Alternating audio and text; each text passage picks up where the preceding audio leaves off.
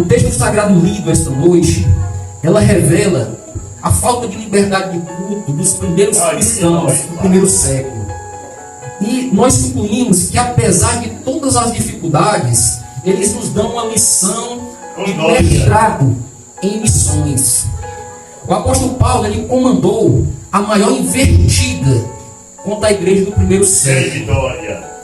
O apóstolo Paulo, ele perseguiu o cristianismo em defesa do judaísmo, pensando que estava agradando o seu Deus.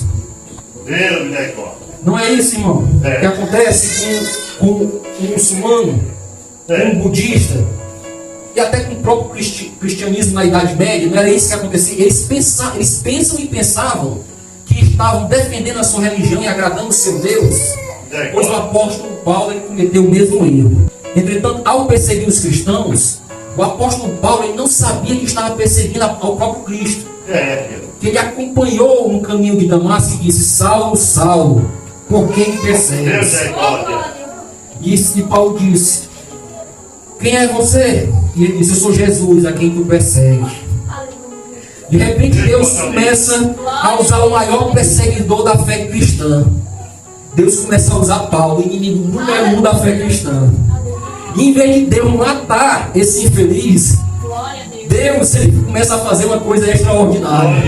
Ele convoca Paulo para as fileiras do exército dele. E usa ele de forma extraordinária para impactar o mundo com a sua palavra. Oh, Deus maravilhoso. Depois da conversão de Paulo, Paulo passou a amar, passou a ver missões acima da sua própria vida. Ele diz em Atos 20: em nada tenho a minha vida por preciosa, contanto que eu cumpro a carreira e o ministério que o Senhor me confiou. Após se converter ao cristianismo, Saulo de Tarso, transformado em Paulo, apóstolo gentil, então passou a sentir na pele o que é perseguição religiosa. Ou seja, queridos e amados irmãos, na condição de perseguidor, ele passou a ser perseguido.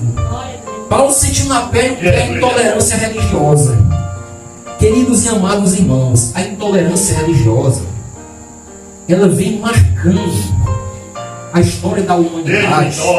E ainda hoje, em pleno século XXI, ela continua viva. Apesar do avanço cultural e da interação entre os povos através da mídia, através do contato, do rádio, da TV, da internet, a intolerância religiosa ainda persiste.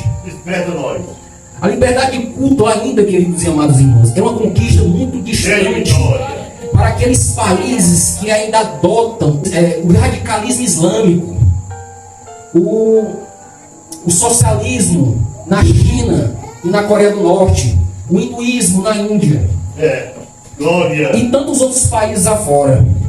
O relatório missionário, ele mostra que milhares de cristãos morrem ao redor do mundo e a mídia faz pouco caso em divulgar esses assuntos. Homens e mulheres que o mundo não é digno de que eles tenham colocado o pé neste chão.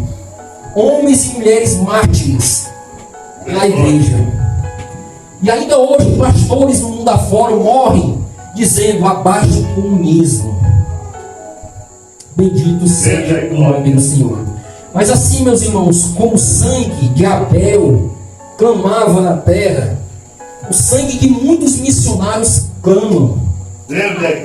Como assim, irmão Marco? Aquelas pessoas que morrem defendendo o Evangelho, aquelas pessoas que morrem pregando a palavra de Deus, aquelas pessoas que morrem pregando, as pessoas que veem essas pessoas vivendo uma vida piedosa, pregando o Evangelho, evangelizando, pregando e sendo martirizadas por pregar a palavra de Deus, elas são convertidas. Elas são convertidas através do amor ao Evangelho, do amor à palavra, do verdadeiro amor, que é aquele verdadeiro amor que é por atitude, o amor ágape. Bendito seja o nome do Senhor.